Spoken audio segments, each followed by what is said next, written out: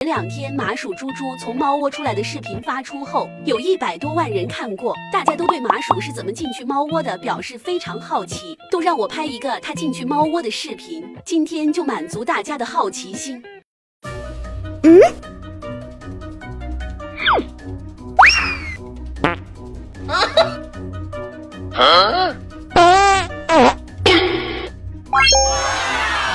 大家还想再看看他在里面是怎么掉头的。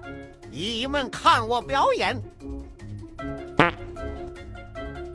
嘿嘿嘿，你看我帅不帅？你们可不要怀疑我的实力。